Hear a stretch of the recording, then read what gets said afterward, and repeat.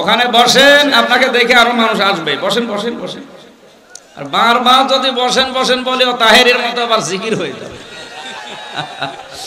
বসেন বসেন, বসে যান, তাড়াতাড়ি করেন ভাই। বারবার এই কথা বলা ঠিক না। বসেন, আমরা কোরআনে প্রবেশ করছি, কথা বলা যাবে না। যে যেখানে আছেন ওইভাবেই দরকার হয় শোনেন, যদি বসতে জায়গা না পান। আমার ভাইরা, বিপদে পড়লে মানুষ প্রথমে যেহেতু ভাইয়ের কাছে যায়, আর ভাইয়ের নিজে তার নিজের ভাইয়ের পক্ষ নেয়।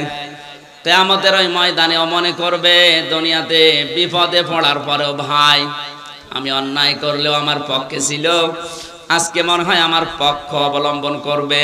এই জন্য সর্বপ্রথম যাবে তার নিজের ভাইয়ের কাছে। কার কাছে?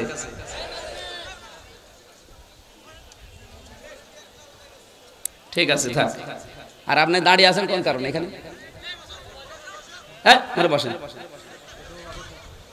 আপনারা একটু একটু পিছিয়ে নেন তো, এই দুইটা একটু অল্প অল্প পিছিয়ে নেন।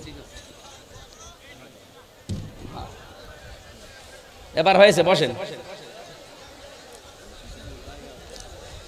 সুবহানাল্লাহ আলহামদুলিল্লাহ লা ইলাহা ইল্লাল্লাহ। সুবহানাল্লাহ আলহামদুলিল্লাহ লা ইলাহা ইল্লাল্লাহ। লা ইলাহা ইল্লাল্লাহ মুহাম্মাদুর রাসূলুল্লাহ। নওগাঁবাসী আল্লাহর ভাষা ইয়াফিরু শব্দের শাব্দিক অর্থ হচ্ছে ঝেড়ে দৌড় দেওয়া। মানুষ সাপ দেখলে, বাঘ দেখলে আস্তে দৌড়ায়। কিভাবে দৌড়ায়? খেচ্ছে দৌড়ে। বাংলায় আমাদের গোষ্ঠী আর ওদিকে আঞ্চলিক ভাষায় বলে খেচ্ছে দৌড়। কিয়ামতের দিন মানুষ বিপদে পড়লে ভাইয়ের কাছে যাবে, ভাই ওইভাবে দৌড় দেবে। এরপরে দিয়েছে মায়ের নাম, এরপরে বাবার নাম, এরপরে স্ত্রী অথবা বন্ধুর নাম।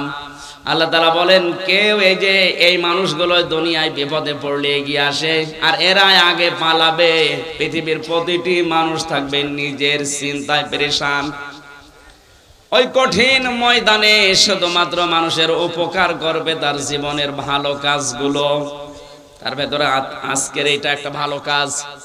পৃথিবীতে যত নফল কাজ আছে, সর্বোত্তম নফল কাজ হচ্ছে কোরআনে কারিমের আলোচনা। মসজিদে নববীতে নবীজি প্রবেশ করলেন।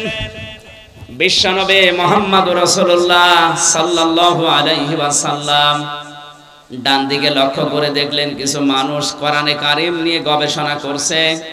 বাম দিকে তাকিয়ে দেখলেন কিছু মানুষ আল্লাহর জিকিরে লিপ্ত আছে।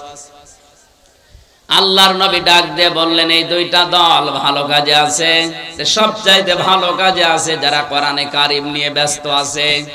আমার মালিক আমাকে এই মুহূর্তে নির্দেশ দিয়েছে আমি যেন কোরআনের এই অনুষ্ঠানে শ্রোতা হিসাবে বসে যাই। কি বুঝলেন নওগাঁবাসী? বিশ্ব নবীর মতো মহামানব এখন যদি নওগাঁ জেলায় আসতেন, আর এই পত্নীতলার পাশ দিয়ে যদি হেঁটে যেতেন, এই ময়দানে আপনাদের মতো শ্রোতা হিসাবে উনি বসে পড়তেন। তাহলে মাহফিলের শ্রোতার কত দাম, এই অনুষ্ঠানটা আল্লাহর কাছে কত দামি আপনি অবশ্যই টের পেয়েছেন না পাননি? এত দামি একটা অনুষ্ঠানে যে আল্লাহ নিয়ে আসলেন, খুশি হয়ে বলেন আলহামদুলিল্লাহ। যে কোরআনের আলোচনা শুনতে এসেছে, আমরা এতদিন জানি কোরআনের ভেতরে কোনো ভুল নেই। আছে? এত আসতে বললে। কিছুদিন আগে আমেরিকার নিউ ইয়র্ক সিটিতে K1 সুপার কম্পিউটারের ভেতরে ৪৫০০ ধর্মীয় গ্রন্থ দেওয়া হয়েছিল। ১০ জন খ্রিস্টান বিজ্ঞানী বসে বসে গবেষণাগারে কম্পিউটারের স্ক্রিনে ভেসে এসেছে যে বাইবেলের ভেতরে ১০টা ভুল আছে, আর এরকম বাইবেল আর একটা লেখা সম্ভব। গীতার ভেতরে কয়টা ভুল আছে, আর গীতা এরকম আর একটা লেখা সম্ভব। কোরআনে কারিম সর্বশেষ দেওয়ার পরে স্ক্রিনে লেখা এসেছে এর ভেতরে কোনো ভুল নেই। আমি শেষ পর্যন্ত বলি, ভুল নেই, কিন্তু এরকম কিতাব আর একটা লেখা সম্ভব। আপনি নাউজুবিল্লাহ বলে ধরছে না? খ্রিস্টান বিজ্ঞানীরা চিন্তা করে এতদিন জানতাম কোরআনে ভুল নেই, সন্দেহ নেই, কিন্তু এরকম কিতাব লেখা সম্ভব না, এটাও জানতাম। আজকে প্রমাণ হয়েছে এরকম কিতাব লেখা সম্ভব, কিন্তু সময় লাগবে কতদিন? কম্পিউটারের স্ক্রিনের শেষের দিকে লিখে এসেছে এ সময় লাগতে পারে 63,000 অক্টেলিয়ন বছর। আপনি তো না বুঝে হাসতেছেন, আপনি বোঝেন অক্টেলিয়ন কারে বলে? যারা গণিত জানে জিজ্ঞাসা করেন, আমরা জানি গণিতের যে হিসাব একক, দশক, শতক, সহস্র, অযুত, লক্ষ, নিযুত, কোটি, million, billion, trillion, zillion, pillion, এরপরে অক্টেলিয়ন। ওনা মাথায় ধরবে না। তাও 1-2 বছর না, 63,000 অক্টেলিয়ন বছর সময় লাগবে। শেষে আবার আশ্চর্যবোধক চিহ্ন দিয়ে লেখা এসেছে যে সম্ভব না। এতদিন আমরা এটা জানি যে কোরআনে কোনো ভুল নেই, কিন্তু এই কোরআনে আল্লাহ বাদে আর কারো কোনো কথা নেই, এটা জানেন না? জানেন না? এটা কত বড় অথেন্টিক কিতাব। এ পৃথিবীতে এখন 4,500 উপরে ধর্ম আছে, তাদের ধর্মীয় কিতাবও আছে। আমাদের যেমন একটা, এত বড় অথেন্টিক এই কিতাবটা। আল্লাহ পাক বলেন যালিকাল কিতাবু লা রাইবা ফি, এর ভেতরে সন্দেহ নেই, ভুল নেই, সন্দেহের লেশ পর্যন্ত নেই। কিন্তু আল্লাহ বাদে আর কারো কোনো কথা কোরআনে নেই, এটা আমরা অনেকে জানি না। আল্লাহ বাদে কারো কথা আছে এর ভেতরে? নেই, যে আপনি জানলেন কি করে? কোরআনে কারীম গ্যারান্টি দিয়েছে, ওয়ালাউ তাকাওয়ালা আলাইনা বা'দাল আকাবিল লা আখাযনা মিনহু বিল ইয়ামিন সুম্মা লাকাতা'না মিনহুল ওয়াতিন। সূরা হাক্কাতের 44, 45, 46 নম্বর আয়াত একটু খেয়াল করেন। আল্লাহ পাক বলেন, আমার এই কোরআনে নবীজি নিজের কোন কথা যদি আমার নামে চালিয়ে দিত যে এইটাও আল্লাহ বলেছেন, নিজের কোন কথা আমি আল্লাহর নামে যদি চালিয়ে দিত কোরআনে, আমি আল্লাহ আমার নবীর ডান হাত চেপে ধরতাম, কণ্ঠ নালী কেটে ফেলে দিতাম। ঠিক আছে আয়াতের কথা? এখানে এত নড়াচড়া করা যাবে না ভাই, কেউ যেন না আসে। কথা বোঝেন? যে কথা বললাম ঠিক আছে না? এখানে আলেম নেই, আপনি আলেম না? আমি যে তাফসীর করলাম কি ঠিক আছে না? ঠিক নেই। তা আপনারা কি শুনছেন? আমি যদি ভুল বলি তো কিছুই বলবেন না। এই হুজুর বসে আছে, কি হুজুর? আমি কি বলছি আপনি একটু ভালো করে শোনেন। এই জন্য তো বলছি নড়াচড়া করা যাবে না। এই কোরআনে যদি নবীজি নিজের কোন কথা আল্লাহর নামে চালিয়ে দিত, আল্লাহ তাআলা বলেন আমি নিজে আমার নবীর ডান হাত চেপে ধরতাম। আপনি তো আন্দাজে ঠিক বললেন, ঠিক নেই, এটা ভুল। আমি যা বললাম এটা সিলেবাসভুক্ত কথা। সিলেবাসের আলেম যারা, তাদের কাছে মনে হবে ঠিক হচ্ছে, কিন্তু একটু একটু একটু দেখেন তো কি এখানে কি আল্লাহ বলে, আকাশ পাতাল হয়ে যাবে। আমি এই জন্য বলছি খেয়াল করে শুনবেন। আলেম যারা, তাদের জন্য আজকে অনেক খোরাকি আছে। এখানে লাখাযনা মিনহু বিল ইয়ামিন, বি মানে দ্বারা, বি মানে দিয়ে, বি মানে কর্তৃক। আল্লাহ তাআলা বলেন বিল ইয়ামিন, ডান হাতের দ্বারা আমি আল্লাহ পাক আমার নবীকে চেপে ধরতাম, আমার নবীর ডান হাত চেপে ধরতাম। এই কথা এখানে নেই, অথচ আমাদের সিলেবাসে কিন্তু এটা আছে। আপনি একটু ভালো করে দেখেন, দেশে এখন প্রায় 42টার উপরে তাফসীর পাওয়া যাচ্ছে। আধুনিক যে তাফসীর গুলো দেখবেন, এখানে লেখা আছে আমি আল্লাহ আমার নবীর ডান হাত চেপে ধরতাম। আছে? হ্যাঁ, আধুনিক তাফসির গুলোতে আপনি পাবেন না। মানধাত আমলে যেগুলো আছে 1000 বছর 1200 বছর আগে লেখা, ওখানে আছে আমার নবীর ডান হাত চেপে ধরতাম না, এ কথা ঠিক নেই। আমি আল্লাহ পাক আমার ডান হাত দিয়ে নবীকে চেপে ধরতাম। আল্লাহর ডান হাতে শক্তি বেশি না বাম হাতে? বলছে ডান হাতে। আল্লাহর শক্তি কি ডান হাতে বেশি না বাম হাতে? এখানে যেহেতু ক্লাস হয় কলেজে, প্রফেসর মজিবুর রহমানরা ক্লাস নেয়, যারা শিক্ষক মন্ডলী আছে বারবার দেখবেন প্রশ্ন করে। আমার বিশ্ববিদ্যালয়ে আপনাদের এলাকার একজন স্যার ছিল, ডক্টর গোলাম রব্বানী, ধামরাহাট বাড়ি। উনি যখন বারবার ক্লাসে প্রশ্ন করতেন, ওই বিষয়টা আমরা আর ভুলতাম না।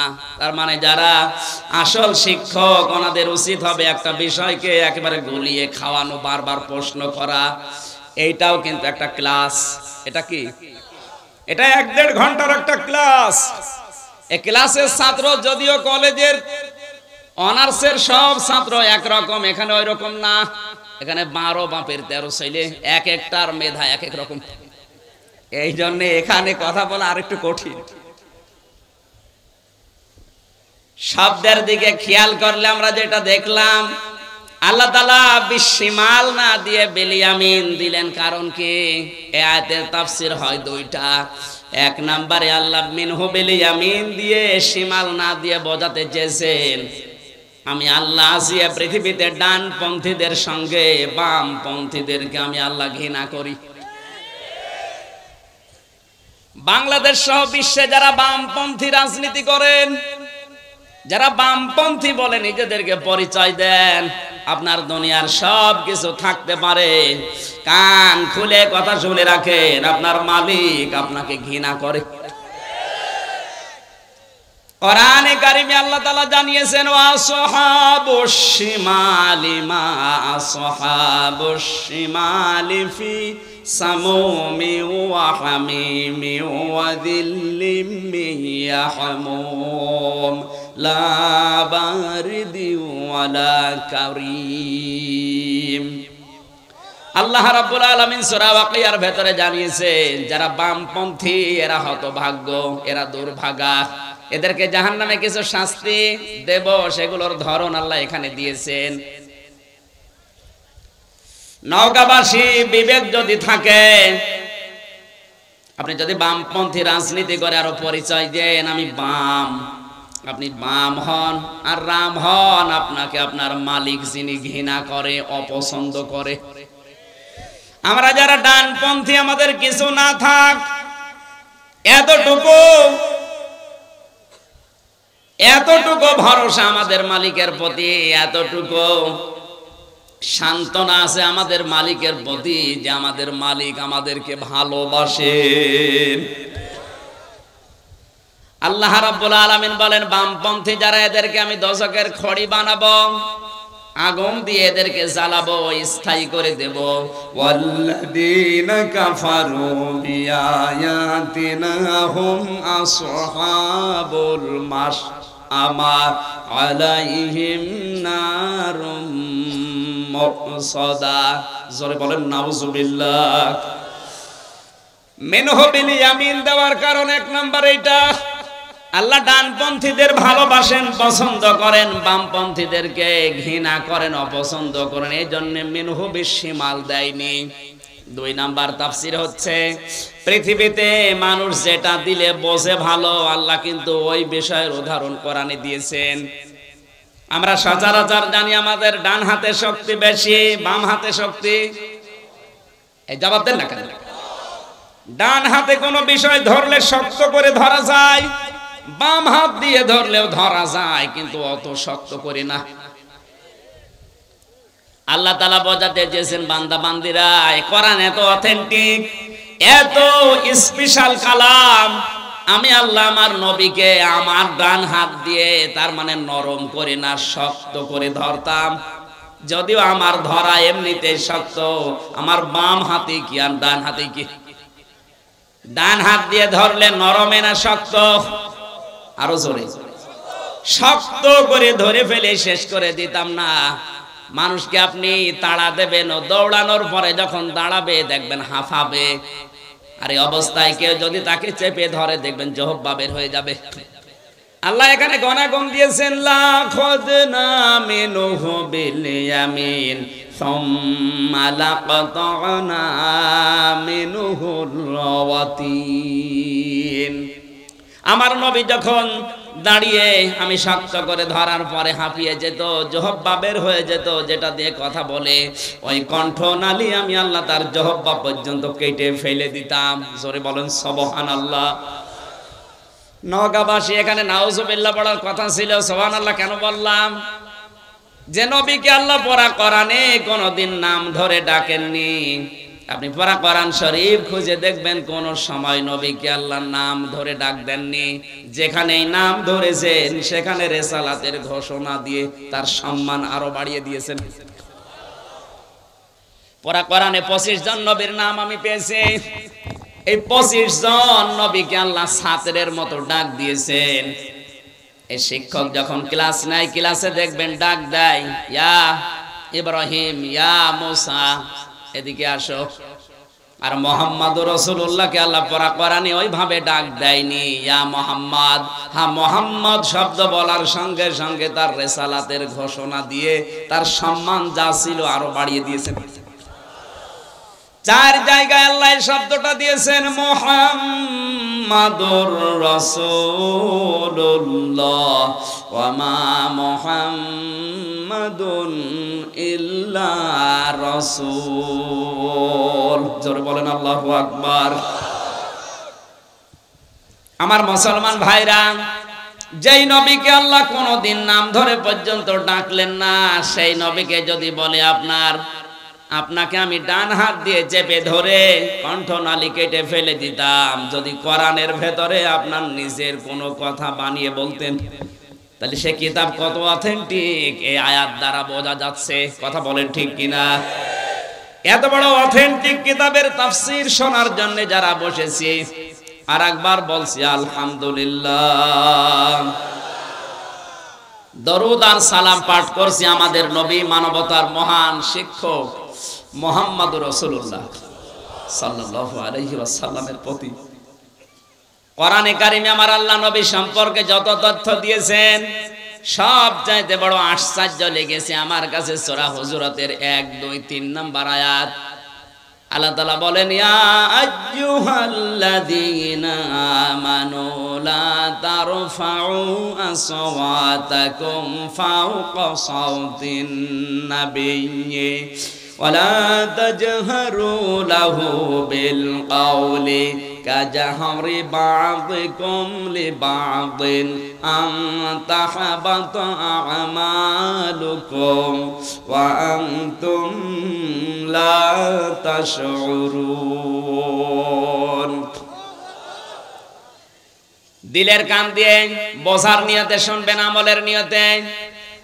দল মত আমাদের আলাদা থাকতেই পারে, কিন্তু কিয়ামতের দিন নবী যদি সুপারিশ না করে, আমির হামজা না, আব্দুল গাফফার না, আমার বাবাও জান্নাত পাবে না। এই কথা বলেন না কেন? এখানে আয়াতটা একটু ভালো করে খেয়াল করেন। সূরা হুজুরাত 2 নম্বর আয়াত। আল্লাহ তাআলা বলেন, ওহে যারা ঈমানের দাবি করো তাদেরকে বলছি, কখনো তোমাদের মুখের আওয়াজ যেন আমার রাসূলের মুখের আওয়াজের উপরে ওঠে না ওঠে।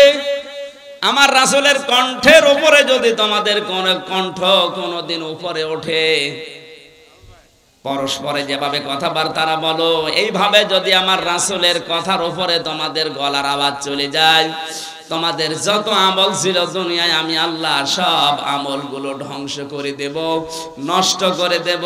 তোমরা টেরও পাবে না কখন তোমাদের আমল নষ্ট হয়ে তোমরা আমল শূন্য হয়ে গেছো।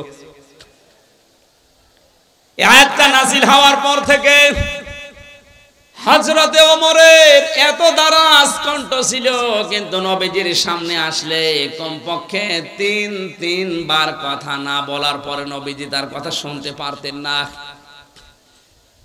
এত বড় দারাজ কণ্ঠের লোক যদি 3 বার বলার পরে নবীজি শুনতে পান, আমাদের কণ্ঠ কি আর আমাদের আওয়াজ কি? নবীজি এখন নেই, তার গলার উপরে আপনার আওয়াজ, তার মানে কি? এই শব্দের বাস্তব ব্যাখ্যা হবে, পৃথিবীতে নবী নেই কিন্তু নায়েবে নবী আছে। আল উলামা ওয়ারাসাতুল আম্বিয়া, আল্লাহর নবী জানিয়েছেন যারা আলেম এরা আমি রাসূলের স্থলাভিষিক্ত নায়েবে রাসূল, আমি নবীর উত্তরাধিকারী। এরা আমি নবীকে কষ্ট দিলে, আমি নবীকে দুঃখ দিলে যেমন আল্লাহ পাক নিজে আঘাত পায়, আমার নায়েব যারা কিয়ামত পর্যন্ত আলেমদেরকে যারা দুঃখ দেবে আমি নবী ঠিক ওই ভাবে কষ্ট পাবো। আর আমি নবী যদি কষ্ট পাই তাহলে তোমাদের যে আমলগুলো আছে ওগুলো কখন নষ্ট হয়ে যাবে তোমরা টেরও পাবে না। এই আয়াতটা এবার বাংলাদেশে মিলান, কত মানুষের আমল আখলাক জাল্লা নষ্ট করে দিয়েছে, ও টের পাচ্ছে না, তার কোনো হিসাব নেই, এ জেলাই নেই। আপনার নিজের বাস্তব জীবনে আপনি মেলাবেন, আপনি আর যাই করেন না কেন অন্তত এইটা যেন হয়ে না যায়। কারণ নবীকে আল্লাহ এত সম্মান দিয়েছেন, এই পৃথিবীর ময়দানে আল্লাহ নিজের পরে সম্মান দিয়েছেন বিশ্ব নবীকে। আজকে আসার সময় পড়ছিলাম বুখারী শরীফের হাদিস, আল্লাহর নবী মুহাম্মদুর রাসূলুল্লাহ সাল্লাল্লাহু আলাইহি ওয়াসাল্লাম বলেন, খ্রিস্টান এক যুবক অকথ্য ভাষায় আমাকে গালিগালাজ করেছিল। গালিগালাজ করার পরে লোকটা মারা যায়, জাতির লোকেরা তাকে কবরে দেয়। সকালবেলা যে দেখে কবরের মাটি তাকে গ্রহণ করে নাই, বের করে দিয়েছে। চিন্তা করছে কি অবস্থা। সকালবেলা আবার তারা একটু গর্ত বেশি করে আবার রেখেছে কবরে। পরের দিন সকালে যে দেখে কবর তাকে গ্রহণ করেনি, উদ্গ্রহণ করে বের করে দিয়েছে। ওরা ভাবে এভাবে হবে না, আর একটু গভীর গর্ত করা লাগবে। গভীর গর্ত করার পরে যখন রেখেছে, সকালবেলা যে দেখে আগের দিনের মতো কবর তাকে নেয়নি, মাটি বের করে দিয়েছে। খ্রিস্টানরা চিন্তা করে এভাবে হবে না, একে কুয়ার মতো গর্ত করে রাখো, এর উপরে পাথর চাপা দাও, সিমেন্ট দিয়ে রড দিয়ে ঢালাই করে একেবারে শক্ত মজবুত ভাবে লাগিয়ে দাও যেন বের হতে না পারে। কুয়ার মতো গর্ত করার পরে যখন ঢালাই করে দিয়েছে, উপরে বড় বড় পাথর দিয়ে সিমেন্ট দিয়ে, সকালবেলা যে দেখে পাথর রড সিমেন্ট ঢালাই সব দূরে গেছে, ওইভাবে মাটির উপরে পড়ে আছে। শুধু এতটুকুই না, হাজার হাজার খ্রিস্টানরা লক্ষ্য করে দেখছে একটা কুকুর এসে ওর মুখের উপরে লজ্জা স্থান দিয়ে পেশাব করছে। আপনি শুধু নাউজুবিল্লাহ সুবহানাল্লাহ পর্যন্ত বলবেন আমি জানি, কিন্তু যদি আপনার বিবেক থাকে আপনাকে কিছু নেওয়া লাগবে এখান থেকে। এটা বুখারী শরীফের হাদিস। এই পৃথিবী প্রমাণ করেই ফেলেছে, বিশ্ব নবীর বিরুদ্ধে যারা অবস্থান নিয়েছে কুকুর পর্যন্ত তাদেরকে মুখে পেশাব করে ঘৃণা জানিয়েছে। 17 কোটি মুসলমান এই দেশে, 96% মুসলমান এই দেশে। কোরআনের এই অনুষ্ঠান থেকে দ্বার্থহীন কণ্ঠে আমরা জানাতে চাই, এই বাংলাদেশ বিশ্ব নবীর জন্য অক্ষ করা হয়েছে। কারণ নবীজি যদি পৃথিবীতে না আসতেন বঙ্গবন্ধু হতেন না, আর বঙ্গবন্ধু যদি বাংলাদেশে না আসতেন এদের স্বাধীন হতো না। সুতরাং স্বাধীনতার পেছনে মূল কারণ আমাদের নবী। এই কথা বলছেন না কেন? উনি না আসলে পৃথিবীতে আল্লাহ তৈরি করতেন না এটা। আর উনি না আসলে যদি পৃথিবী না হতো, বাংলাদেশ নামে একটা দেশে বঙ্গবন্ধু আসতো না। আর উনি যদি এদেশে না জন্মাতেন আমরা স্বাধীনতাও পেতাম না। সুতরাং স্বাধীন দেশে, এই স্বাধীন মাটিতে আমাদের কলিজার টুকরা মুহাম্মদুর রাসূলুল্লাহকে নিয়ে কেউ যদি কটূক্তি করে, গালিগালাজ করে, এ জমিন তাকে গ্রহণ করবে না। এ জমিনের 1 ইঞ্চি মাটিও তার জন্য বৈধ না। শোনো, কোনো অবৈধ মানুষকে আমরা এই জমিনে থাকতে দেব না।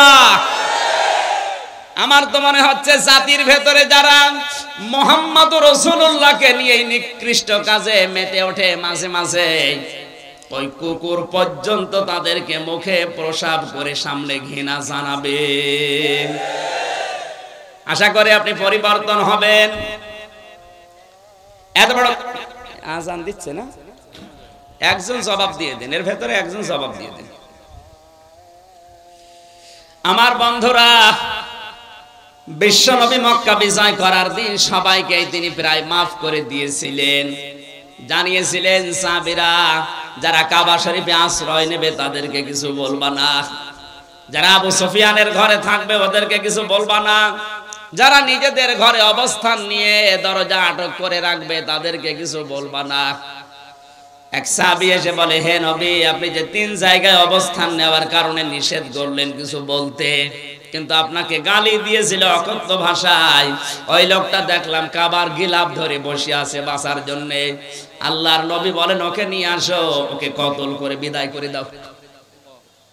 আপনি টের পেয়েছেন কি বললাম? যাদের বিরুদ্ধে মাপের ঘোষণা দিলেন, যাদের পক্ষে, সেই লোকটা গালি দিয়েছিল রাসূলকে। এজন্য নবীজি বললেন, কাবার গিলাফ ধরে আছে তাদের কি করে নিয়ে আসো, ওকে হত্যা করে বিদায় করে দাও, দুনিয়ায় থাকার কোনো অধিকার তার নেই। বারবার এগুলো দেওয়া যাবে না, যারা দেবেন পরে দেবেন। আমার বন্ধুরা, আপনার বিবেক যদি থাকে আপনি এখান থেকে আশা করছি কিছু নিয়ে যাবেন। আমাদের জননী প্রধানমন্ত্রী শেখ হাসিনা আজকে ঘোষণা দিয়েছেন, দাড়িওয়ালা টুপিওয়ালা মানুষ দেখে কেউ আজেবাজে মন্তব্য করবেন না।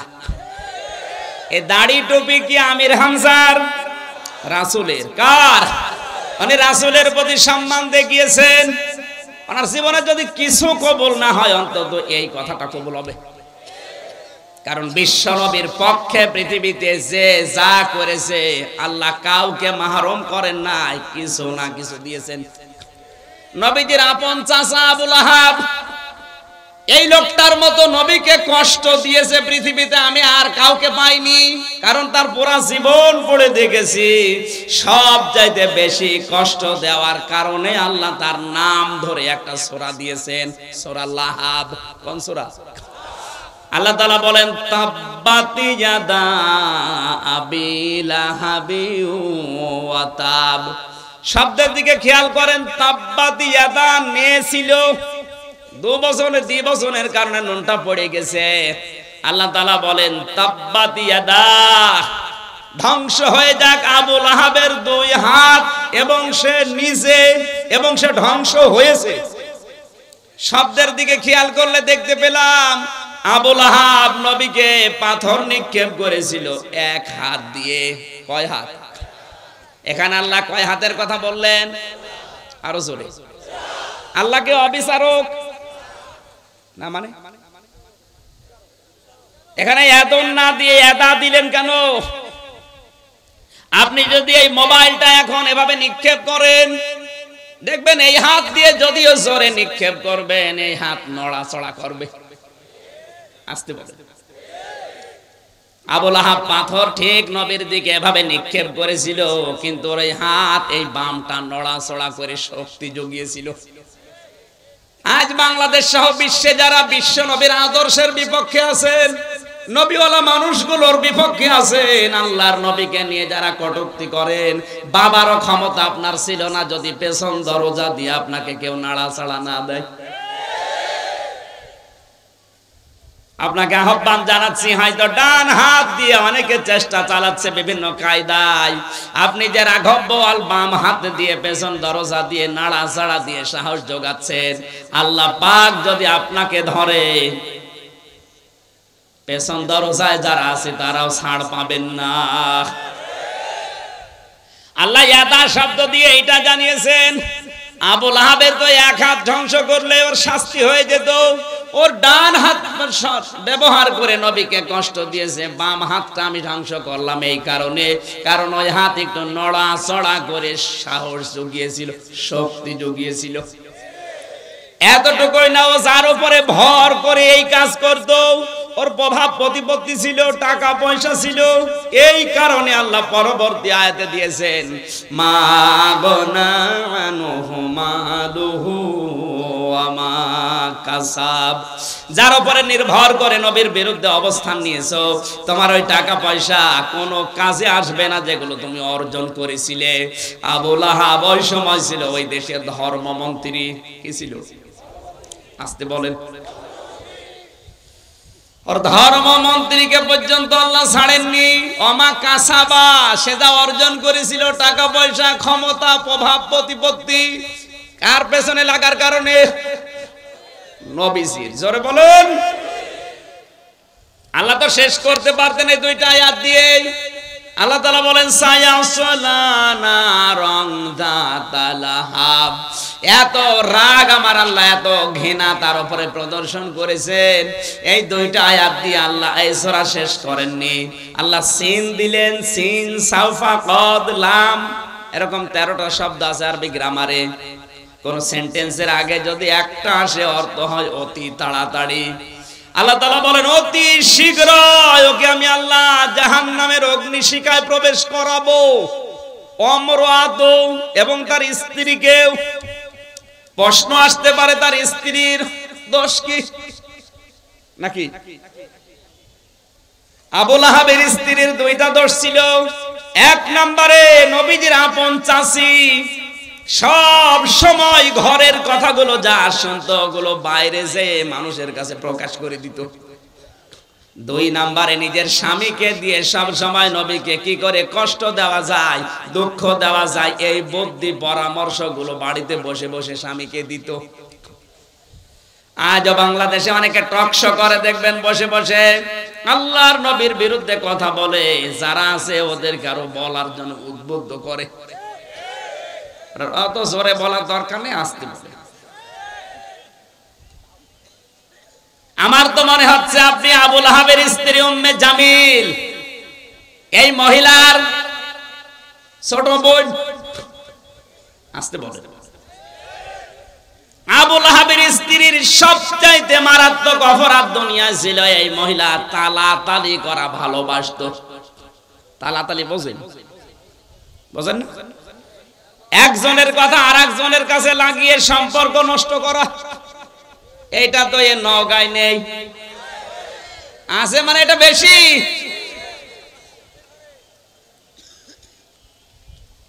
আব্দুল গাফফার ভাইয়ের সাথে অনেকের হয়তো মিল নেই, খোঁজ খবর নিয়ে দেখবেন, কাছে যে দেখবেন বিষয়টা কিছু না, শুধু তালাতালির কারণে সম্পর্ক দূরত্ব হয়ে গেছে। তালাতালি করা কত বড় মারাত্মক অপরাধ। আল্লাহর নবী বলেন যে এলাকায় মানুষ তালাতালি করে ওই এলাকার মানুষের দোয়া কবুল আল্লাহ বন্ধ করে দেয়। আমরা এত বিপদে পড়ার পরে দোয়া করলে কবুল হচ্ছে না, আমার মনে হয় তালাতালি করা কোন লোক এলাকায় আছে না? নেই। এটা মেয়েদের ভেতরে বসে এক জায়গায় বসলে শুধু আসতে বলে। আমি একটা হাদিস বলছি, এবার শোনেন, তিরমিজি শরীফের হাদিস। আল্লাহর নবী বলেন কিয়ামতের দিন আল্লাহ 5 প্রকার মানুষের দিকে ফিরে তাকাবেন না। আপনি কি লক্ষ্য করলেন কি বললাম? কিয়ামতের দিন 5 প্রকার মানুষের দিকে আল্লাহ ফিরেও তাকাবেন না। তার 1 নম্বরে যারা তালাতালি করে দুনিয়ায়। কারা আছেন এই চরিত্রের হাত তোলেন তো।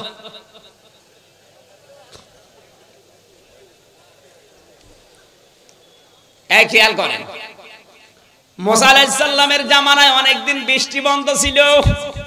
হযরতে মুসা উম্মতগুলোকে নিয়ে চাটিয়াল ময়দানে গেলেন। নামাজ পড়ার পরে দোয়া করলেন, আল্লাহ তুমি আমাদেরকে বৃষ্টি দাও। 3 বার মোনাজাত করার পরে বৃষ্টি হয় না। মুসা নবী রাগী নবী ছিলেন, তিনি রেগে গেলেন। ডাক দিয়ে বলে, রব্বুল আলামিন, এগুলো নয় আমার উম্মত, আমার মায়া লাগে, কিন্তু তোমার তো বান্দা, তোমার মায়া লাগে না। আল্লাহ তাআলা বলেন, মুসা মায়া লাগে তো বৃষ্টি দাও না কেন? দেব না। তোমার বান্দা মায়া লাগে তুমি নিজে বললে, তারপরও বৃষ্টি দেবা না মানে? বলছে দেব না, দেওয়াই লাগবে। আল্লাহ তাআলা বলেন, মুসা বৃষ্টি আমি দিতে পারি কিন্তু দেব না, কারণ যাদেরকে নিয়ে দোয়া করলে ওর ভেতরে নামিমা তালাতালি করা একজন মানুষ আছে, ওরে যতক্ষণ বের করে না দিবা ততক্ষণ দোয়া কবুল হবে না।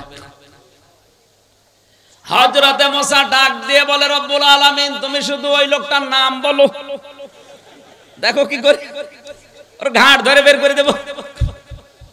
আল্লাহ তাআলা বলেন, না, আমি নিজেই নাম ধরে গীবত করতে নিষেধ করি, আর আজকে আমি নিজে নাম ধরে গীবত করব, হবে না।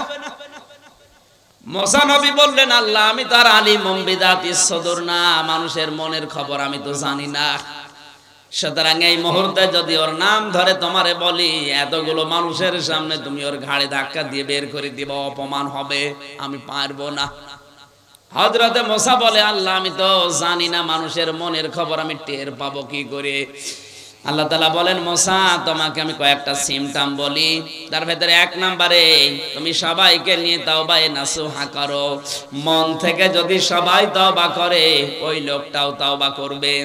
আর যারা মন থেকে তওবা করে, তাদেরকে আমি আল্লাহ বেগুনাহ ব্যক্তির মতো বানিয়ে দেই। সবাইকে নিয়ে তওবা করার পরে এবার মোনাজাত করলেন। মোনাজাত শেষ হতে দেরি, আমার আল্লাহ বৃষ্টি নাজিল করতে দেরি করলেন না। সুতরাং এখানে যদি কোনো তালাতালি করা, একের কথা অন্যের কাছে লাগানো, সম্পর্ক নষ্ট করা কোনো লোক থাকেন, আপনি চলে যান, নয়তো আজকের মাহফিল, আজকের মোনাজাত সব মাঠে মারা যাবে। চলে যান ভাই। দেখেন তো কেউ যাচ্ছে কিনা। যেটা যাবে বুঝবেন ওইটা ওই 2 নাম্বার না, এটা বাদ দেওয়া লাগবে। আমি হাসির খোরাকি দেইনি, এটা বাদ দেওয়ার দরকার আছে না? আপনাকে কিয়ামতের দিন আল্লাহ ঘুরেও দেখবে না যে আপনি আল্লাহর বান্দা ছিলেন না বান্দী ছিলেন, তাকাবেই না। কয় প্রকার মানুষ? 1 নম্বরে যারা এই তালাতালি করে, কিছু দেওয়ার পরে খোঁটা দেয়। 2 নম্বরে যারা অহংকার করে টাকনুর নিচে কাপড় পরিধান করে। বিজ্ঞান এখন তথ্য দিয়েছে 1500 বছর আগের এই হাদিসটা, মাস ফালা মিনাল কাবাইনি মিনাল ইজারি ফিন্নার। তোমার টাকনুর নিচে লুঙ্গি পায়জামা প্যান্ট দ্বারা যেগুলো ঢাকা থাকবে, ওইটা জাহান্নামে না চলে জান্নাতে আসবে না। কেন বললেন? নবীজির এই কথাকে বিজ্ঞান পরীক্ষা করে দেখেছে, মানুষের এই টাকনুর নিচে যে ছোট্ট একটা রগ আছে, ওটা খুব মোলায়েম। ওটা যদি বারবার, এটা মেয়েদের পুরুষের কিন্তু আবার আলাদা। পুরুষের ক্ষেত্রে এই জায়গাটা আলো বাতাস লাগা দরকার। এই যে রগটা যদি বারবার আপনার লুঙ্গি প্যান্ট পায়জামা দ্বারা বারবার ওখানে ঘর্ষণ লাগে, তাহলে প্যারালাইসিস হওয়ার অথবা ক্যান্সার হওয়ার সম্ভাবনা আছে। বিজ্ঞান এই ছোট্ট হাদিস গবেষণা করে অনেকে আজ মুসলমান হয়ে গেছে। আশা করছি আপনি এই হাদিসটা আমল করবেন, শুধু নামাজের সময় না, সব সময় না, নামাজের সময়। 3 নম্বরে যারা বৃদ্ধ জিনাখোর, বুড়ো জিনাকারী, এটা এখন বাংলাদেশে দিন দিন বেড়ে যাচ্ছে। যুবক মানুষ নাকি খেপে গেলে তারে ঠেকানো যায় হাদিস কোরআন বলে, আর বুড়ো মানুষ খেপলে নাকি ওরা বাঁশ মেরেও ঠেকানো যায় না। বাংলাদেশে আজ হাজারো জায়গা থেকে আমরা মেয়েদের কান্নার আওয়াজ পাচ্ছি। যাদের রুম থেকে কান্নার আওয়াজ আসে যুবক মানুষ না, দেখবেন বুড়ো মানুষ। আসতে বলেন। আজকে দিনাজপুরের ডিসির নাম বেরিয়েছে, জামালপুরের ডিসির কথা নয়, বাদই দিলাম। এগুলো কি যুবক না বুড়ো? আসতে বলেন। এই জন্য আমার যতটুকু ধারণা, আমার যতটুকু মনে হয়, এই দেশে যাদের সম্পদ আছে, ধনী মানুষ, ওর একটা বিয়ে করলে হবে না, ওর কমপক্ষে 3-4টা বিয়ে করা লাগবে, তাও হবে না। না, এদেশে যদিও সামাজিক অবস্থা এটা নেই, একটার বেশি 2টা বিয়ে করলে মানুষ উল্টা চোখে দেখে। কথা বলেন না কেন? আব্দুল গাফফার সাহেবকে আল্লাহ যা দিয়েছে, যে সম্পদ, যে ক্ষমতা, যে প্রভাব প্রতিপত্তি, একটা বিয়ের পরে যদি 2টা বিয়ে করে, আমরা অনেকেই মনে করব নষ্ট হয়ে গেছে। ওনার দ্বারা এখন কিন্তু একটা না, আমার মনে হয় একটা বউ থাকে ঢাকায় আর একটা নজিপুরে থাকা দরকার। এ কথা বলছেন না? আজ হাজারো ধনী মানুষের চরিত্রগুলো আপনি লক্ষ্য করে দেখবেন, এদের যে চরিত্র, কিয়ামতের দিন আল্লাহ এদের দিকে তাকাবে না, কারণ অধিকাংশ বুড়ো মানুষ জিনাখোর। 4 নম্বরে অহংকারী ফকির। ফকির আবার অহংকারী হয়? আছে। ফকির অহংকারী বলতে এখানে কি বুঝলেন হাদিস? এই ফকির মানে যারা ভিক্ষা করে, এই ফকির না। এই ফকির হচ্ছে পৃথিবীর সব বান্দা বান্দি আমার আল্লাহর কাছে ফকির। এমন সময় কারেন্ট গেল, জেনারেটর নেই,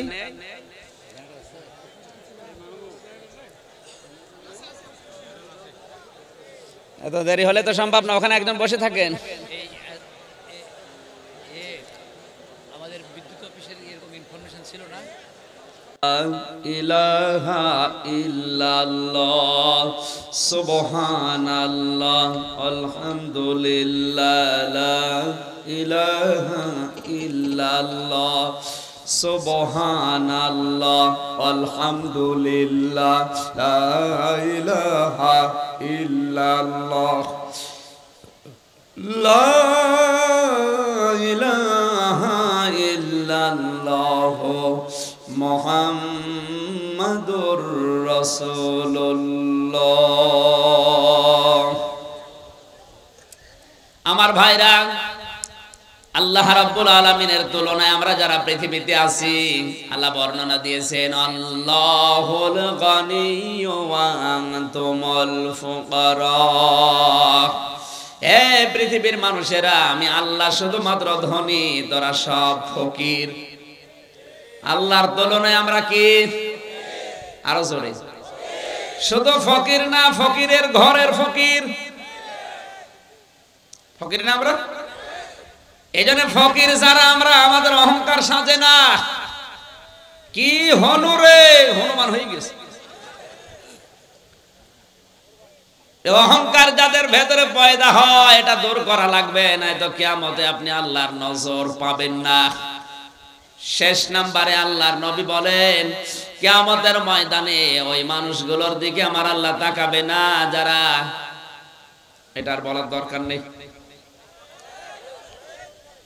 পৃথিবীতে যারা মিথ্যাবাদী প্রেসিডেন্ট, মিথ্যাবাদী যারা প্রধানমন্ত্রী, এদের দিকে আল্লাহ কিয়ামতের দিন তাকাবে না। এটা এই দেশে নেই, যে দেশে আছে ওই দেশে গেলে আমি বলবো। সুতরাং এই 5 প্রকার মানুষের নাম আমি হাদিসের ভেতরে পেয়েছি, তিরমিজি শরীফের হাদিস। আমরা যারা এর ভেতরে পড়ে না যাই, জোরে বলেন আমিন। আমার বন্ধুরা, তালাতালি করা লোক যারা আছেন, চরিত্র পাল্টান। এটা আবুল আহাবের স্ত্রী উম্মে জামিলের চরিত্র। এটা মেয়েদের ভেতরে যেহেতু বেশি সম্মানিতা মা বোনেরা, নবীজি মেরাজের রাত্রে জাহান্নামে মেয়েদেরকে বেশি দেখেছেন 2টা কারণে। 1 নম্বরে, মেয়েরা বিনা কারণে স্বামীর হুকুম ছাড়া এক বাড়ি থেকে আরেক বাড়ি সে গল্প করে। সে গল্প কোরআন হাদিসের না, শুধু তালাতালি আর স্বামীর বদনাম। এরকম বউ আছে কার? হাত তোলেন তো। আলহামদুলিল্লাহ, এলাকায় এরকম মহিলা নেই। আবুল আহাবের কথা বলছিলাম। বিশ্বনবী মুহাম্মদ রাসূলুল্লাহর পেছনে এত বেশি লেগে থাকার কারণে আল্লাহ পাক তার নামে সরাসরি সূরা নাজিল করেছেন। কথা বলেন ঠিক কিনা? তার চাইতেও ভয়ঙ্কর তো কাফের ছিল, কিন্তু তাদের নামে তো আল্লাহ সূরা দেয়নি।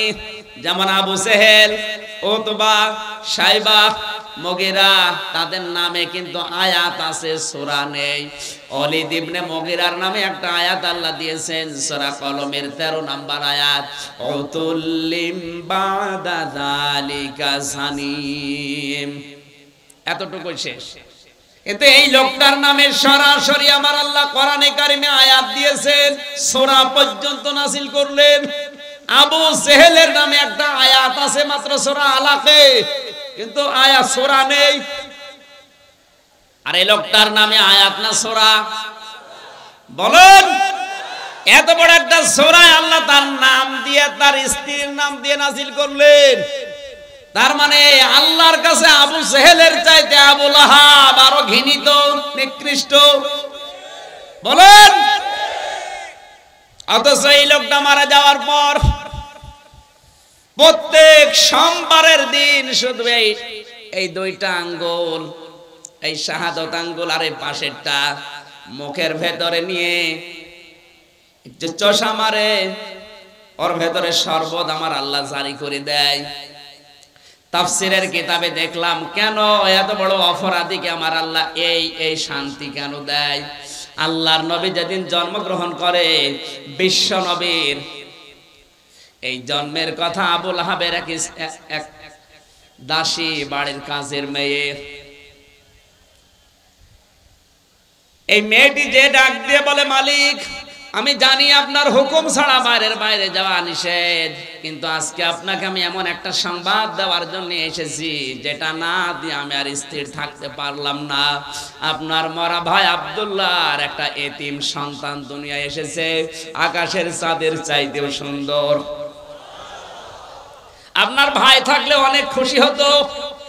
আবু লাহাব ওই দিন ডাক দিয়ে বলেছে, আমার ভাই থাকলে আনন্দ তো অনেক বেশি হতো। আমার ভাই যখন নেই, আমার মরা ভাই আব্দুল্লাহর এতিম সন্তানের সুসংবাদ যখন দিলে, তোমারে আজ খালি হাতে ফেরত দিতে পারি না।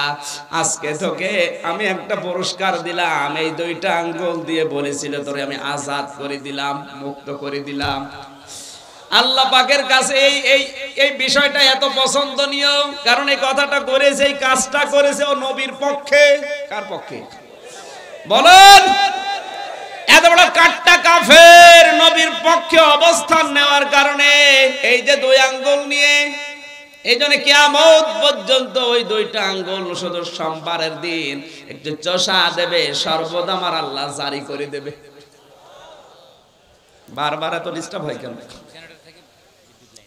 আমার বন্ধুরা, আমরা অনেকেই বালাগাল উলাবি কামালিহি পড়ে। আমার তো মনে হয় অনেক মুসলমান এটাকে দরুদ শরীফ মনে করে পড়ে, অথচ এটা দরুদ না, এটা কোরআনেরও আয়াত না, হাদিসেও নেই, এটা একটা কবিতা। এটা কি বলেন না কেন? আমি বিশ্বের যতগুলো দেশ এবার ঘুরেছি, আমি যতগুলো দেশে ঘুরলাম, সব দেশে কম বেশি এই বাক্যটা চলে, বালাগাল উলা বিকামালিহি কাশাফাত দুজা বিজামালিহি হাসনাত জামিউ খিসালিহি সাল্লু আলাইহি ওয়া আলিহি। তাও মানুষ এমনি এমনি পড়ে না, মহব্বত দিয়ে, ভালোবাসা দিয়ে, দরদ দিয়ে পড়ে। কেন? এটা কিন্তু নবীজি নিজে লেখেন নাই, সাহাবী লেখেন নাই, লিখেছেন শেখ সাদি রহমতুল্লাহ আলাইহি। সারাটা জীবন বিভিন্ন কবিতা লিখেছেন। 120 বছর তিনি হায়াত পেয়েছিলেন। 30 বছর একাধারে তিনি ছোটবেলা থেকে জ্ঞান অর্জন করেছিলেন। বাকি 30 বছর তিনি ওই জ্ঞানকে বিতরণ করেছিলেন। বাকি 30 বছর তিনি বিভিন্ন দেশে সফর করেছিলেন। বাকি জীবনের শেষ 30 বছর তিনি হাজারো বই লিখেছিলেন। গরিষ্ঠা অবস্থা, এর ভেতরে অন্যতম হচ্ছে এই চরণটা। কলম হাতে নিয়ে চিন্তা করলেন, পৃথিবীতে কত কিছু লিখলাম, কিন্তু নবীজির নামে আমি তো কিছু লিখতে পারলাম না। কলমটা হাতে নিয়ে তিনি এই 3টা চরণ লিখলেন, কিন্তু 4র্থ নম্বর লাইনটা তার আর মনে আসে না। তাহাজ্জুদের নামাজ আদায় করে যায় নামাজে ঘুমিয়ে গেলেন। গভীর রজনীতে বিশ্বনবী এসে ডাক দিয়েছে, সাদি কি লিখছিলে দেখাও। হযরতে শেখ সাদি বলে, হে রাসূল, জীবনে বহু কবিতা লিখেছি, কোনোদিন আমার কলম থেমে যায়নি। আজকে আপনার নামে লিখতে গিয়ে দেখি 3য় নাম্বার লাইনের পরে আমার আর মনে আসে না। আল্লাহর নবী বলেন, সাদি কি লিখেছো আমাকে শোনাও। স্বপ্নের ভেতরে শেখ সাদি এই 3টা লাইন শোনালেন।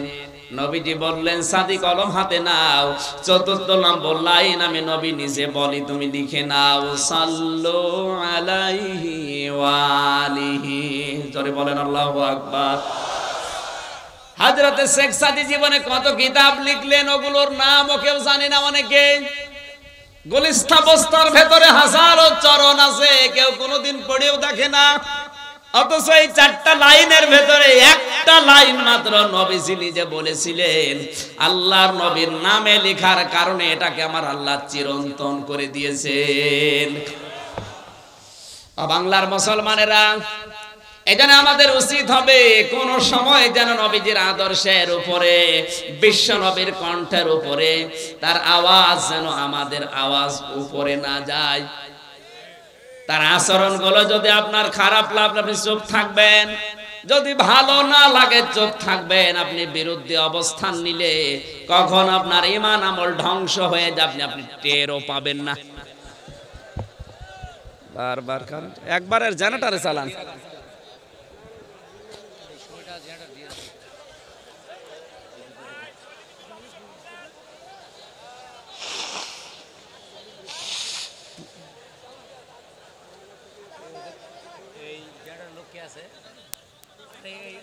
অবশ্যই সময়টা জেনারেটর জন্য অফ করে না। সুবহানাল্লাহ আলহামদুলিল্লাহ লা ইলাহা ইল্লাল্লাহ আলহামদুলিল্লাহ লা ইলাহা ইল্লাল্লাহ লা ইলাহা ইল্লাল্লাহ মুহাম্মাদুর রাসূলুল্লাহ সাল্লাল্লাহু আলাইহি ওয়াসাল্লাম। আমার ভাইরা 6666টি আয়াত থেকে কোরআনে কারীমের সূরা তাওবার 72 নাম্বার একটা মাত্র আয়াত আমরা পড়েছি। পড়া কোরআনে আমার আল্লাহ তার মুমিন বান্দা বান্দীদের সাথে 25টি ওয়াদা নিজে করেছেন। কয়টা? আরো জোরে। এই 25টা ওয়াদার প্রথম নাম্বার ওয়াদা আল্লাহ তার মুমিন বান্দা বান্দীদের সাথে যেটা করলেন সেটা হচ্ছে তিনি মুমিন বান্দা বান্দীদেরকে জান্নাত দেবেন। আরো আসতে বলেন। এখানে ওয়াদা করছেন কে? কোথায়? কোরআনে। জোরে বলেন। কয়টা? এই একটা বললাম নাম। তিনি তার মুমিন বান্দা বান্দীদেরকে জান্নাত দেবেন এই ওয়াদা আল্লাহ কোরআনে করলেন। যিনি ওয়াদা করছেন উনি আমাদের মতো না যে সকালে এক কথা বিকালে এক কথা। কথা বলেন না কেন? আল্লাহ তাআলা বলেন ইন্নাল্লাহা লা ইখলিফুল মিয়াদ। আমি যদি একবার কোনো বিষয় ওয়াদা করি তামাম দুনিয়া উল্টিয়ে যাবে, আমার ওয়াদা ভঙ্গ হবে না। আর ওয়াদা করেছেন যেখানে একে যেমন তেমন কিতাব কত অথেন্টিক আপনাকে আমি আগেই বলেছি। কয়টা ওয়াদা? আজকের যে ওয়াদা প্রথম নম্বরে আল্লাহ তার মুমিন বান্দা বান্দীদের জান্নাত দেবেন। জান্নাত কিন্তু সবাইকে দেবেন না, দেবেন তার মুমিন বান্দা বান্দীদের। কথা বললেন না কেন? এবার আসেন তো আমার আল্লাহ ওয়াদা দিচ্ছেন কাদের সাথে? মুমিন কারা? ইন্নাল্লাহা আশতারা মিনাল মুমিনিনা আনফুসাহুম ওয়া আমওয়ালাহুম বিআন্না লাহুমুল জান্নাহ। সূরা তাওবা 111 নম্বর আয়াতে আল্লাহ তাআলা বলেন অবশ্যই আমি আল্লাহ ক্রয় করে নিয়েছি আমার মুমিন বান্দা বান্দীদের কাছ থেকে তাদের জান আর মাল বিনিময়ে তাদেরকে আমি আল্লাহ জান্নাত দিয়ে দিয়েছি। একটু খেয়াল করে শোনা লাগবে। জন্মের পর থেকে আপনি আয়াত শুনেছেন আমি জানি, কিন্তু এর ভেতরে তথ্য আছে। এখানে সরাসরি ক্রেতাকে এই জবান খোলেন না কেন? জোরে বলুন। বিক্রেতা আমরা বললে হবে না। এখানে আল্লাহ পাক সবার কাছ থেকে কিনতে চান না। ইশতারা মিনাল মুমিনিনা, যারা মুমিন। এখন এই মুমিন কারা? আল্লাহর নবী বলেন মুমিন তো ওই লোকটা যার হাতের দ্বারা আর মুখের দ্বারা পৃথিবীর মানুষ শান্তিতে থাকে। এখানে হাত মানে শুধু এই হাত না। আল মুসলিমু মান সালিমাল মুসলিমুনা মিন লিসানিহি ওয়া ইয়াদিহি। এই লিসান মানে শুধুমাত্র এই মুখ না, ইয়াদুন মানে শুধুমাত্র এই হাত না। ইয়াদুনের ব্যাখ্যায় আমি পেয়েছি ইয়াদুন মানে ক্ষমতার হাত, ইয়াদুন মানে আইনের হাত, ইয়াদুন মানে প্রভাব প্রতিপত্তির হাত, ইয়াদুন মানে টাকা পয়সার হাত। এই সমস্ত হাতের দ্বারা মুখ মানে শুধুমাত্র এই ছোট্ট গর্ত এই মুখ না। আপনার হাজারো মুখ থাকতে পারে, আপনার একটা ইশারায় হাজারো লাশ দুনিয়ায় পড়ে যেতে পারে। আপনি যেটা দিয়ে ইশারা দিয়েছেন মুখ দিয়ে ওইটাও মুখ। আপনার হাতের দ্বারা প্রভাব প্রতিপত্তির হাত, ক্ষমতার হাত, আইনের হাত, টাকা পয়সার হাত, আপনার শরীরের হাত হতে পারে। এই হাতের দ্বারা, মুখের দ্বারা যদি পৃথিবীর কোনো মানুষ আতঙ্কে থাকে, অশান্তিতে থাকে, আপনি আর যাই কিছু করেন না কেন এখনো মুমিন হতে পারেননি। এটা বাংলাদেশে হাদিসটা মিলান তো, এদেশে এখন মুমিন বেশি না কম? কম মানে নেই।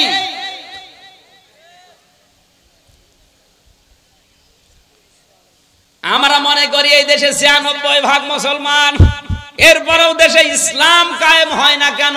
না, আমার দাদা বলছিলেন 96% না, বাংলাদেশে যেই দিন 51% মুসলমান আল্লাহর ঘোষণা অনুযায়ী তৈরি হবে, ওই দেশে ইসলাম কায়েম হতে 16 ঘন্টাও সময় লাগবে না। এক গরিব রিকশা চালক বহু কষ্ট করে 1 কেজি খাসির মাংস কিনে বাড়িতে নিয়ে স্ত্রীকে ডাক দিয়ে বলছে রান্না করো, আমি গোসল করে আসি। আর স্ত্রী রান্না করতে যে চিন্তা করছে দেখি কেমন লাগে, 1 পিস 2 পিস করে মুখে দিতে দিতেও ছাতা শেষ। চিন্তা করছে আমার স্বামী আসলে আমি বলবো কি। যখন গোসল করে এসেছে তখন খাবার দিয়েছে আলু, মূলা, বেগুন। ডাক দিয়ে বলে সেই গোশত বা মাংস কই?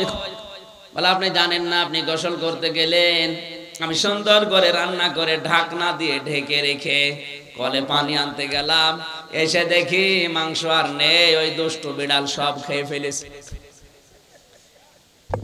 লোকটা চিন্তা করে 1 কেজি মাংস, শুধু গোসল করতে গেলাম, রান্না কমপ্লিট, ঢাকনা দিয়ে ঢাকাও শেষ, কলে পানি আনতে গেছে কয় মিনিট লাগে, এর ভেতরে 1 কেজি মাংস বিড়াল খেয়ে ফেলেছে। পাশে তাকিয়ে দেখে ওই বিড়াল মিউ মিউ করছে, খপ করছে ভেতরে। দাড়ি পাল্লা এনে ওজন দিয়ে দেখে 1 কেজি। ডাক দিয়ে বলে বউ, এটা যদি বিড়াল হয় সে মাংস কই? আর এটা যদি মাংস হয় সে বিড়াল কই? কারণ এই বিড়াল যদি 1 কেজি মাংস খায় এর ওজন হবে 2 কেজি। কথা বলে না কেন? 51% মুসলমান যদি হযরত ইব্রাহিম নবীর আদর্শ নিয়ে তৈরি হয়, 96% লাগবে না। আপনি মুমিন দাবি করলেই হবে না। অনেকেই মনে করে ছোটবেলায় আমার খাতনা করা আছে, আমি মুমিন না। মুমিনকে শুধু খাতনা করে দিলে যদি মানুষ মুসলমান হয়, তে ছাগল তো বড় মুসলমান। ছাগলের খাতনা করা নেই না, সম্ভব না। আল্লাহ তাআলা জাত তার কাছে কিনবেন, অত পাগল আমার আল্লাহ না। আল্লাহ কিনতে চায় শুধুমাত্র কারটা, আরো জোরে। সুতরাং আপনি যদি মুমিন না হয়ে মাদ্রাসা বানিয়ে দেন, আপনার মাদ্রাসা আল্লাহ নেবে না। কারণ আল্লাহ নিতে চাই মিনাল মুমিনিনা, মুমিনদের কাছে। আল্লাহ টাকা পয়সা দরকার না, আল্লাহর দরকার আপনার ইচ্ছাটা। এই কথা বলে না আমার ভাইরা, এখান থেকে আপনি শিক্ষা নেওয়া লাগবে। আল্লাহ তাআলা ইশতারা মিনাল মুনাফিকিনা দাইনি, ইশতারা মিনাল কাফিরিনা দাইনি, ইশতারা মিনাল মুশরিকিনা দাইনি। যে সে দিলে আমি নিয়ে নেব না। আল্লাহর যদি সম্পদের খুব বেশি দরকার হতো, তাহলে তো কারুনের সম্পদ আল্লাহ কিনে নিত। আপনি আর কয় টাকার মালিক হয়েছেন? কারুনের যে সম্পদ ছিল, কোরআনে কারিমে আল্লাহ একটু টাচ দিয়েছেন মাত্র। ইন্না কারুনা কানা মিন কওমি মূসা ফাবাগা আলাইহিম ওয়া আতাইনাহু মিনাল কুনুজি মা ইন্না মাফাতিহাহু লাতানু বিল উসবাতি উলিল কুওয়া। সূরা কসস 20 নম্বর পারা 13 নম্বর পৃষ্ঠা 12 নম্বর লাইন 10 নম্বর লাইনের 76 নম্বর আয়াতে আল্লাহ জানিয়েছেন, কারণ মুসা নবীর অবাধ্য ছিল, তাকে এত সম্পদের মালিক আমি আল্লাহ বানিয়েছিলাম। 70 জন যুবক মানুষ লাগতো তার শুধু চাবি বহন করতে। 70 জন যদি যুবক লাগে চাবি বহন করতে, তো তালা বহন করতে কতজন লাগবে? আর যদি তালা এত হয়, তো বাক্স কত ছিল? আপনার সম্পদের দরকার হলে আপনার কথা আল্লাহ বলতো না কোরআনে, তাহলে কারণের নাম দিয়ে দিত। কথা বলেন না কেন?